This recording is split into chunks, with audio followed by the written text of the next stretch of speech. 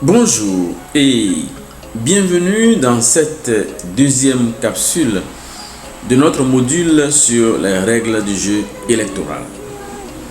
Aujourd'hui, nous abordons un aspect crucial, les critères d'éligibilité pour les prochaines élections. Il est essentiel de les maîtriser et c'est pourquoi nous allons les classer par type de scrutin en commençant par les élections présidentielles. Pour défendre les couleurs de votre parti, à l'occasion du scrutin présidentiel prévu pour le mois d'avril 2026, il est indispensable de se conformer à l'ensemble des règles d'éligibilité édictées par la Constitution béninoise et les différentes lois qui régissent les processus électoraux en République du Bénin. Plus spécifiquement, le code électoral modifié, notamment la loi numéro 2024-13 du 15 mars 2024, qui a codifié et précisé ces conditions, exige que tout candidat réponde à un certain nombre de critères. En effet, pour être candidat à la présidence ou à la vice-présidence, vous devez être de nationalité béninoise de naissance ou acquise depuis au moins 10 ans, de bonne moralité et d'une grande probité et jouir de tous vos droits civils et politiques. Vous devez être âgé au moins de 40 ans révolus et au plus de 70 ans révolus à la date d'entrée en fonction. Très important. Nul ne peut se présenter s'il a déjà exercé 2 mandats présidentiels. Le candidat ou la candidate doit également être présent au Bénin au moment du dépôt de sa candidature.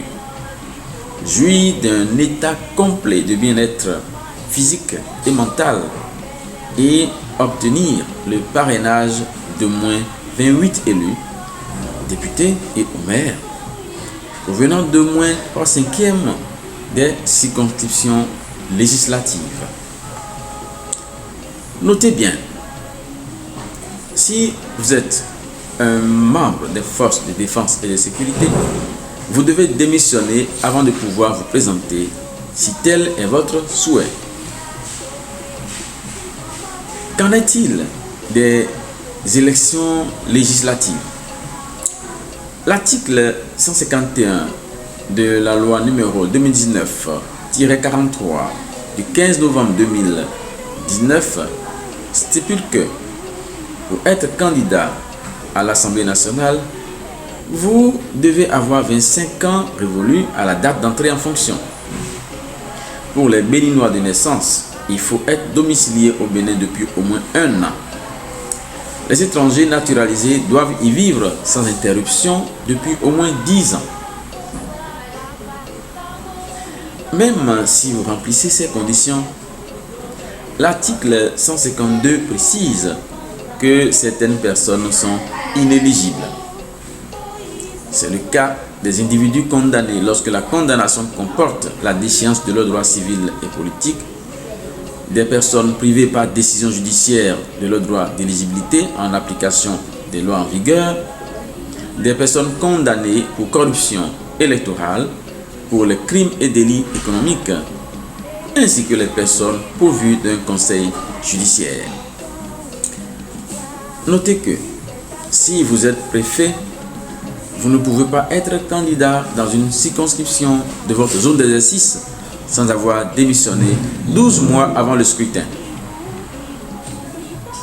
Enfin, pour les élections communales, les conditions d'éligibilité sont définies par l'article 188 de la loi numéro 2019-43 du 15 novembre 2019. Il faut être âgé d'au moins 18 ans dans l'année du scrutin et résider dans la circonscription où vous vous présentez, ou y être natif.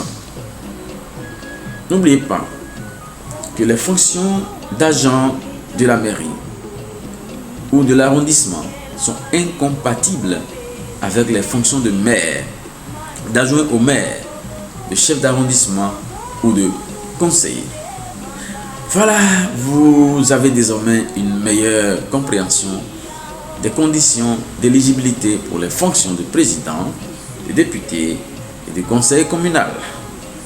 Dans la prochaine capsule, intitulée La déclaration de candidature, nous allons explorer les subtilités liées au dépôt des dossiers.